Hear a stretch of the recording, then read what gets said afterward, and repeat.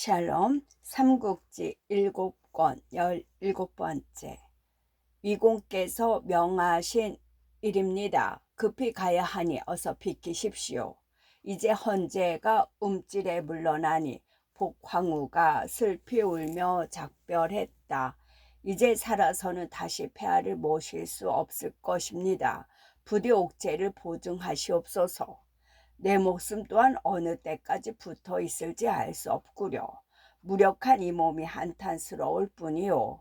헌제가 그렇게 탄식하는데 갑사들은 거기에 아랑곳 없이 복황후를 끌고 가버렸다. 헌제가 가슴을 치며 통곡하다가 곁에 있던 극녀에게 푸념했다. 극공, 천하에 어찌 이런 일이 있을 수 있겠소. 실로 피눈물 나는 정경이었으나 극녀인들 무슨 수가 있겠는가. 땅을 치며 우는 황제를 말없이 바라보다가 좌우를 시켜 궁 안으로 부축해 들이게 했다. 이때 화흠은 복황후를 끌고 조조 앞에 이르렀다.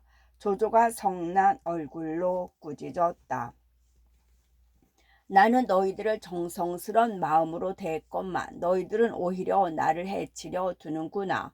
내가 너를 죽이지 않으면 네가 반드시 나를 죽이게 될 것이다.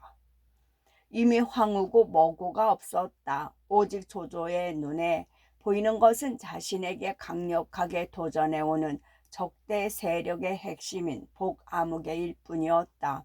내가 천하 사람들을 모두 저버릴지언정 천하 사람들은 아무도 나를 저버리지 못한다. 일찍이 죄 없는 여백사를 베면서 그렇게 외치던 조조가 아니었던가. 여봐라, 전연을 때려 죽여라. 육구 조조의 매서운 영이 떨어지고 이어 복황후는 어지러이 떨어지는 몽둥이 아래 원통한 넋이 되고 말았다. 그러나 조조는 거기서 그치지 않았다. 복황후의 숨이 끊어지기 바쁘게 궁궐 안으로 달려가 그녀의 소생인 두 왕자마저 짐새의 독을 먹여 죽여버렸다. 뒤이어 남은 사람들에 대한 처형이 있었다. 목수는 말할 것도 없고 그 가족 200여 명도 모조리 저작거리로 끌어내어 목을 베니 그걸 본 모든 사람들은 놀라고 두려워해 마지 않았다. 뒷사람이 시를 지어 조조의 끔찍하고 모짐을 욕하고 보관의 중의를 노래했다. 그러나 조조가 한 일이 지나쳤다 해서 보관이 고충의 사람이라 단정할 수 있을까? 악인에게 해를 입었다고 해서 그가 무조건 선일이라 믿는 것이야말로 선악에 지나친 양분법이 아닐까? 헌제는 복황후가 죽은 뒤로 연일 음식을 입에 대지 않고 슬퍼만 했다. 조조가 그런 헌제를 찾아보고 말했다. 폐하께서는 조금도 걱정하지 마십시오. 신은 결코 딴 마음을 품고 있지는 않습니다. 거기다가 신의 딸이 이미 귀인이 되어 폐하를 모시고 있는 바 매우 어질고 효심이 갸륵합니다. 전궁으로 거두어 주신다면 더 바랄 나위가 없겠습니다. 2번이나 외척들의 도전을 받아서인지 조조는 아예 자신의 딸을 황후로 만들어 스스로 국구가 되겠다고 나섰다. 헌제는 기가 막혔으나 아니 따를 수가 없었다. 건한 20년 정월 조조의 딸을 귀인에 올려 황후로 책봉했다. 그 일에 대해 말이 없을 수 없었을 것이지만 조조는 어느 누구도 함부로 입을 열지 못하게 억눌렀다. 그렇게 되니 조조의 위세는 날이 갈수록 더 높아갔다. 조조는 다시 눈을 바깥으로 돌려 오와 촉을 쳐 없앨 궁리로 의논하는데 가후가 먼저 일어나 말했다. 이 일은 하우돈과 조인을 불러들인 뒤에 의논함이 좋겠습니다. 하우돈과 조인은 그때 모두 서쪽 변경을 맡아 지키고 있었다. 가후가 그들을 불러들이라 한 것은 먼저 서쪽의 사정을 살핀 뒤 계책을 결정하자는 뜻이었다. 그걸 알아들은 조조는 그날 밤으로 사람을 보내 하후돈과 조인을 불러오게 했다. 먼저 허도로 돌아온 것은 조인이었다. 조인은 밤을 꺼리지 않고 곧바로 승상부로 가 조조를 만나 보려 했다. 그때 마침 조조는 술에 취해 잠들어 있었다. 허조가 칼을 짚고 방문 앞을 지키고 있다가 안으로 들어가려는 조인을 가로막았다. 조인이 벌컥 성을 내어 소리쳤다. 나는 같은 조씨로 형님을 뵈러 가는 중이다. 그대가 어찌 감히 나를 가로막는가? 그러자 허저가 정색을 하고 맞받았다. 장군은 비록 승상의 진척이나 지금은 나라 밖을 지키는 관원이요. 나는 남이라도 안에서 승상을 돌보는 일을 맡고 있어. 주공께서 취해 누우신 방 안으로는 누구도 함부로 들여놓을 수 없소이다. 허저가 그렇게 나오니 조인도 더는 어거지를 부리지 못했다. 그대로 방문 밖에서 조조가 깨기를 기다리지 않을 수 없었다. 나중에 그 일을 들은 조조가 허저를 칭찬했다. 참으로 충성스런 사람이로구나. 조인이 온 지 며칠 뒤 하후돈도 허도에 이르렀다. 조조는 조인과 하후돈을 한자리에 불러놓고 오와 족을 없앨 의논을 시작했다. 하후돈이 진작부터 생각해온 게 있는지 난 먼저 나서서 말했다. 오와 족은 갑작스레 저 없애기 어렵습니다. 마땅히 한중을 먼저 쳐서 장로를 이긴 뒤에 족을 공격하도록 하십시오. 족까지 얻은 뒤에 남으로 향하면 북소리 한 번에 오를 쳐 없앨 수 있을 겁니다. 어쩌면 가우의 마음속에 있던 것도 그와 같은 계책이었는지 모를 일이었다. 그 말을 들은 조조도 흔쾌히 고개를 끄덕였다. 그게 바로 내 뜻과 같네. 그러고는 곧 서쪽으로 낼 군사를 일으켰다. 조조는 서정군을 세 부대로 나누었다. 전부는 하후연과 장압을 선봉으로 삼고 조조 스스로는 여러 장수와 함께 중군이 되었으며 후부는 하후돈과 조인을 맡겨 대군이 쓸 군량과 말먹이 풀을 대게 했다. 세작들이 얼른 그 소식을 한중으로 전했다. 장로는 아우 장위와 더불어 조조를 물리칠 의논을 했다. 장위가 제법 식견 있는 채 나섰다. 우리 한중에서 험하기로는 양평관을 따를 만한 곳이 없습니다. 관 좌우의 산과 숲에 기대 여남은 데에 진체와 책을 세워 조조의 군사를 막는다면 이 땅을 지키는 일도 크게 어렵지는 않을 것입니다. 제가 그리로 가볼 것이니 형님은 한중에 남아 계시면서 군량과 말먹이 풀이나 넉넉히 대해 주십시오. 장로가 들어보니 그럴듯한 방도였다. 그 말에 따라 대장 양임과 아우 장위에 군마를 주어 그날로 양평관을 향해 떠나게 했다.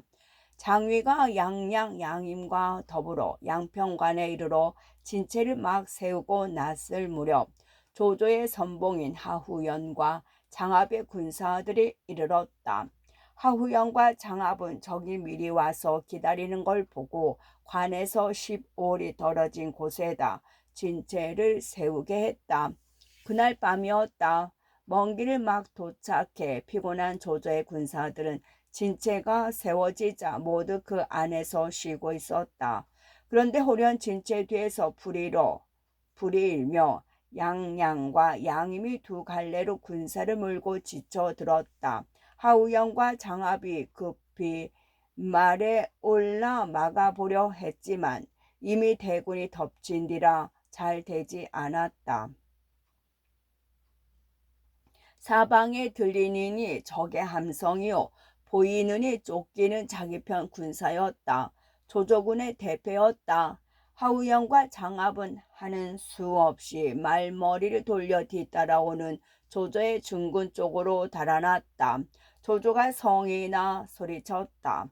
너희들은 이미 여러 해째 싸움터로 오갔으면서 어찌 아직도 병사가 먼 길을 걸어 피곤할 때는 반드시 적의 진체 기습에 대비해야 한다는 것조차 모르느냐? 어째서 진작에 그걸 생각하지 못해 이런 꼴로 돌아왔느냐?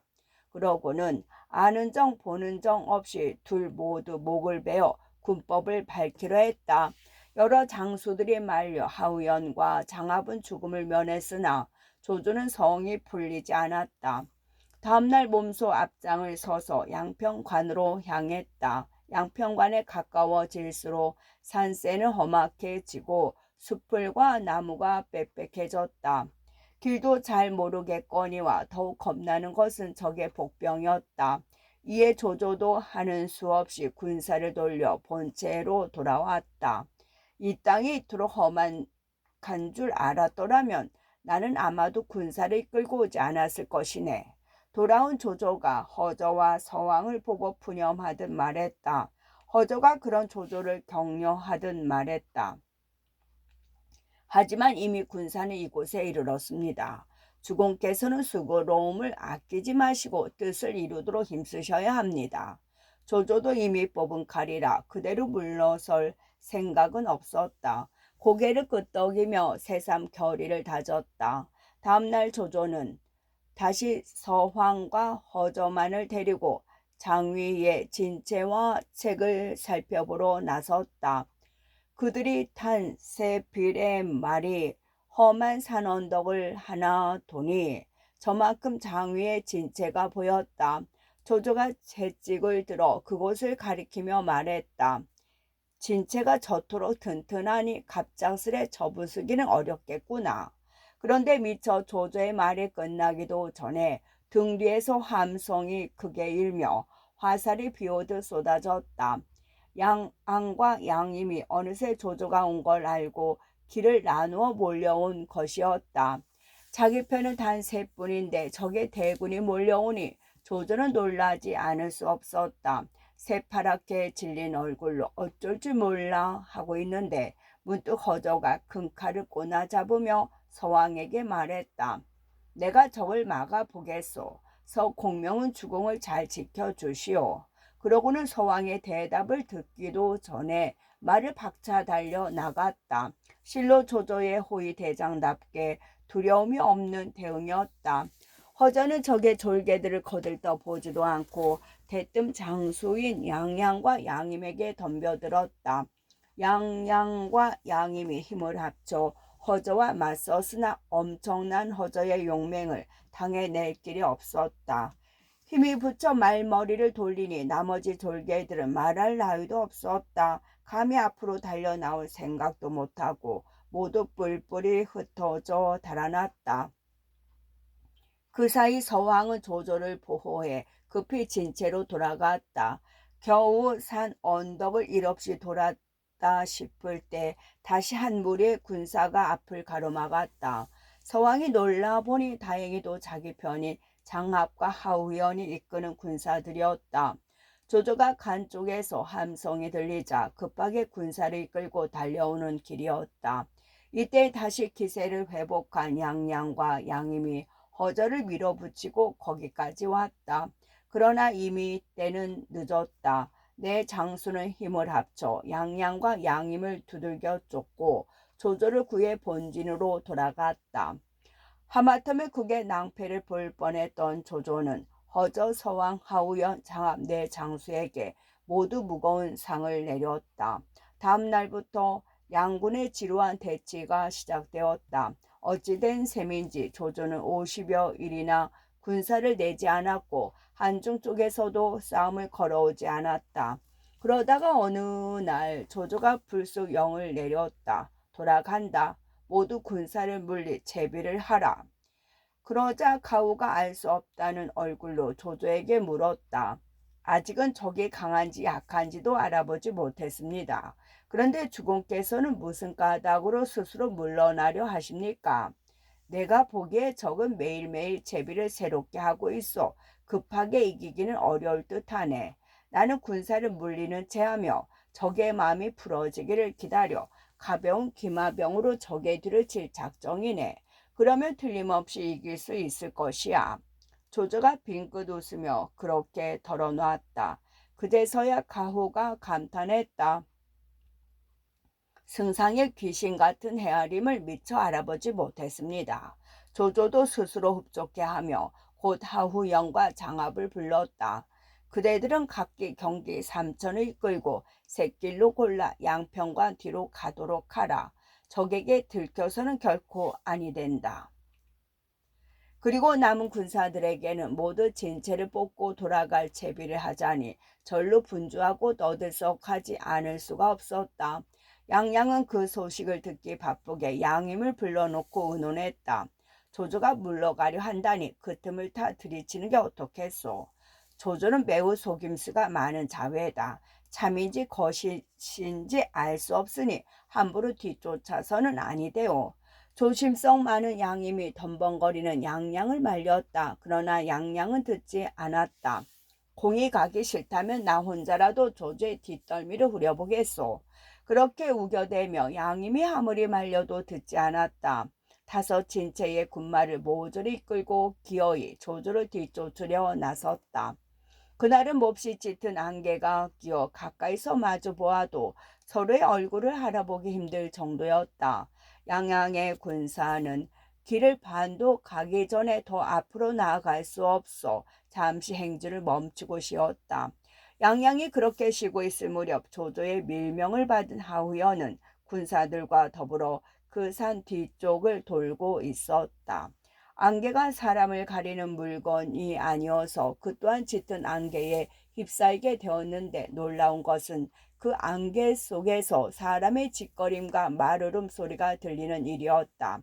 하우연은 적의 복병이 있는 줄 알고 급히 군사를 몰아내다가 잘못하여 양양의 진체 앞으로 나아가고 말았다. 겨우 몇 백만 남아 진체를 지키고 있던 양양의 졸개들은 갑자기 안개 속에서 말 울음소리가 들리자 양양이 다시 돌아온 줄 알고 진체의 문을 활짝 열어 맞아들였다. 그 바람에 쉽게 적의 진체로 몰려든 조조의 군사들은 진체가 텅 비다시피 한 걸 알자 얼른 뺏은 뒤 여기저기 불을 질렀다. 진체를 지키던 양양의 군사들은 놀라 진체를 버리고 뿔뿔이 흩어져 달아났다. 안개는 오래자나 거쳤다. 쫓겨온 양양의 졸개들로부터 진체를 뺏겼다는 소리를 들은 양임은 급히 군사를 몰아 양양의 진체를 구하러 갔다. 거기 버티고 있던 하우연이 달려나와 양임을 맞았다. 양임이 힘을 다해 하우연과 맞붙고 있을 때 호련 등 뒤에서 함성이 일었다. 다른 길로 오던 장압이 다시 적의 진체를 보고 달려든 까닭이었다. 하우연만 해도 벅차던 판에 장압까지 덮쳐오자 양임은 겁이 더럭 났다. 얼른 하우연을 떨쳐버리고 한 줄기 길을 열어 남정을 바라고 달아났다. 한편 안개 속을 헤매던 양양은 늦게서야 자신의 진체가 걱정이 되어 그리로 돌아갔다. 그러나 그때는 하후영과 장압이 진체를 차지하고 들어앉은 뒤였다. 양양이 그걸 되찾으려고 덤비려 할 때 호련 등 뒤에서 물러간 줄 알았던 조조의 대군이 몰려왔다. 양양은 앞뒤로 적을 받아 꼼짝없이 에워싸이고 말았다. 어떻게든 벗어나 보려고 이리 뛰고 저리 탔다가 장압과 정통으로 맞닥뜨리고 말았다. 양악이 힘을 다해 맞서보려 했으나 원래가 장압의 적수가 못 되었다. 장압의 두 손이 뻗뜩하는가 싶더니 어느새 양양은 죽은 몸이 되어 말 아래로 굴러 떨어졌다. 양양의 졸개들은 꽁지에 불이라도 붙은 듯 달아나 양평관으로 몰려들었다. 그리고 그곳에 남아있던 장위에게 양양이 죽은 일이며 양임이 달아난 걸 알렸다. 장위는 양임이 싸움에 져 죽거나 달아나고 모든 진체와 책을 조조에게 뺏겼다는 말을 듣자 이미 양평관을 지키기는 글렀다고 보았다. 밤이 깊기를 기다려 관을 버리고 달아나니 조조는 싸움 한 번 않고 그곳을 차지해 버렸다. 한편 한종으로 돌아간 장위는 재영 장로 앞에 나가 일러 바쳤다.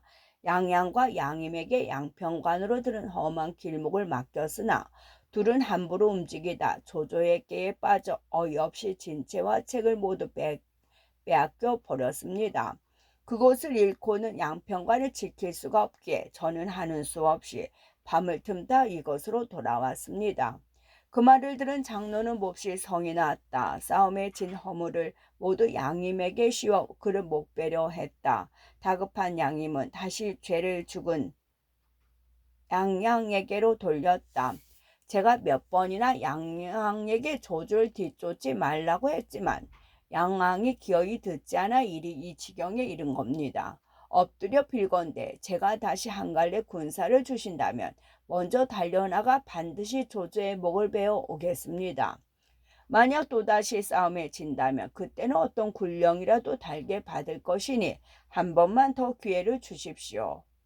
그러자 장로도 속이 풀리는지 군령장을 받고 양임에게 다시 군사 2만을 내주었다. 양임은 그날로 장로 곁을 떠나 남정성 밖에 진체를 벌렸다. 한편 첫 싸움의 재미를 본 조조는 다시 하후연에게 군사 5천을 주며 영을 내렸다. 너는 남정으로 가는 길목을 먼저 살펴보도록 하라. 이제 조조의 한중 정벌은 본격적이 되었다. 산세가 험하고 지형이 낯설어 은근히 자신 없어 하던 조조였으나 그 땅을 지키려는 인간들이 그리 대단찮음을 알자 손댄 김에 끝까지 밀어붙이기로 작정한 까닭이었다.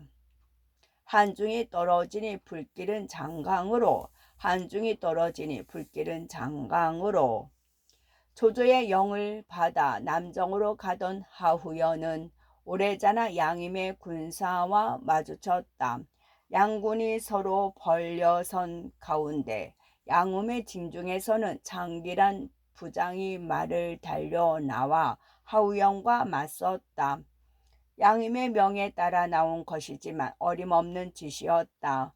창칼이 부딪기 3번을 넘기기 전에 창기는 하후연의 칼을 맞아 말 아래로 떨어졌다. 이번에는 양임이 스스로 창을 들고 말을 박자 달려 나왔다. 제법 싸움다운 싸움이 이루어져 30합이 넘도록 승부가 가려지지 않았다. 하우연은 싸움을 질질 끄는 게 싫어 다도개를 썼다. 거짓으로 싸움에 진 채 달아나다 양임이 조아라 뒤쫓아오기를 기다려 몸을 뒤집으며 한 칼을 후리니 양임은 외마디 소리와 함께 두 동강이나 말 아래로 떨어졌다. 창기와 양임이 차례로 하후연의 칼 아래 죽자 한중의 군사들은 얼이 빠졌다. 한번 싸워볼 생각도 않고 뒤돌아서서 달아나기에 바빴다. 또 한 번의 대패였다. 하후연이 양임을 죽이고 그 군사를 흩어버렸다는 말을 듣자 조조는 군사를 똑바로 남정으로 몰아갔다. 그리고 거기다 진체를 내리게 한 뒤 잠시 장로의 움직임을 살폈다. 양임이 다시 싸움에 져서 죽음을 당했다는 소식은 곧 장로의 귀에도 들어갔다. 놀란 장로는 문무의 벼슬아치들을 불러 모으고 다시 조조 막을 일을 의논했다. 연포가 일어나 말했다. 제가 한 사람 믿을 만한 장수를 청구하겠습니다. 그라면 조조 밑에 있는 여러 장수와 넉넉히 맞설 수 있을 겁니다. 그게 누구요? 장로가 반갑게 물었다. 연포가 자신 있게 밝혔다. 나만의 방덕입니다. 전에 마초를 따라 주공께 투항해 왔으나 마초가 서천을 유비를 치러 갈 때 병이 나서 누워있다가 따라가지 못했습니다. 그 뒤 마초는 유비에게 항복하고 그는 이곳에 남아 주공의 두터운 은혜를 받았으니 이제는 우리 사람이나 다름없습니다. 어째서 그에게 가서 조조를 막으라고 하지 않으십니까? 그제서야 장로도 잊고 있던 방덕을 생각해냈다. 곧 방덕을 불러 두터운 상을 내리며 말했다. 그대에게 군사 1만을 줄 테니 가서 조조를 막으라. 만약 이번에 조조를 쫓아준다면 앞으로는 더욱 그대를 높이 쓰리라. 이에 감격한 방덕은 곧 군사를 이끌고 성을 나갔다. 성박 10리쯤 되는 곳에 이르니 조조의 대군이 진을 치고 있는 게 보였다. 방덕은 조금도 두려워하는 필요 없이 맞은편에 진체를 내리고 말을 달려나가 싸움을 걸었다. 조조는 전에 위교에서 마초와 싸울 때 방덕의 용맹스러움을 잘 본 적이 있었다. 문득 그런 방덕을 아끼는 마음이 일어 여러 장수들을 돌아보며 당부했다. 방덕은 서량의 용맹스런 장수이다. 전에는 마초를 섬기다가 지금은 장로에게 의지하고 있으나 그는 마음으로 따르고 있지는 않을 것이다. 나는 저 사람을 얻고 싶다. 그대들은 그와 싸우되 급하게 싸움을 몰아가지 마라. 천천히 싸우며 그의 힘을 다하기를 기다려 사로잡아야 한다. 그럼 제가 먼저 나가보겠습니다. 장압이 먼저 방덕과 싸우기를 정하며 달려나갔다. 그리고 조조의 당부대로 모질지 않게 서너 번 부딪힌 뒤 거짓으로 쫓겨 돌아왔다. 다음은 하후연이었다. 역시 서너 번 창칼을 부딪다가 쫓겨 들어오니 서왕이 그 뒤를 이어 달려나갔다. 서왕 역시 서너 합 부딪고는 방덕을 허저에게 넘겨주었다. 허저는 조조의 당부를 잊지는 않았지만 싸우다 보니 무뚝 마음이 달라졌다. 힘이 빠진 방덕을 사로잡을 욕심으로 싸움을 끌다 보니 어느새 50합이 넘어섰다. 방덕은 그날 조조의 진중에서도 손꼽는 맹장 넷과 번갈아 싸우는 셈이었으나 조금도 두려워하는 기색이 없었다. 오히려 그들 네 장수 덕분에 조조 앞에서 자신의 무예를 마음껏 펴 보인 셈이었다. 방덕의 놀라운 무예를 보자 조조는 마음속으로 기쁨을 이기지 못했다. 곧 북을 쳐 허저를 불러들인 다음 여럿을 모아놓고 물었다. 어떻게 하면 방덕을 내 사람으로 만들 수 있겠는가?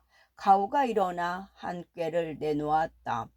제가 알기로 장로의 모사 가운데 양송이란 자가 있습니다. 사람됨이 탐욕이 많고 뇌물을 좋아하니 그에게 남몰래 금은과 비단을 보내 장로에게 방덕을 헐뜯는 말을 하게 하십시오.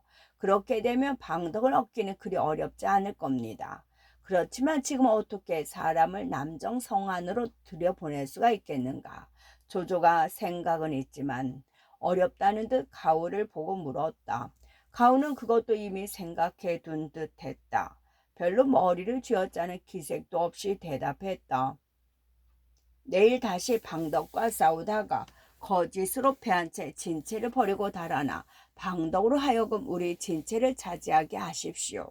그런 다음 밤이 깊기를 기다려 우리가 다시 그곳을 급습하면 쫓긴 방덕은 반드시 성 안으로 들어가게 될 겁니다.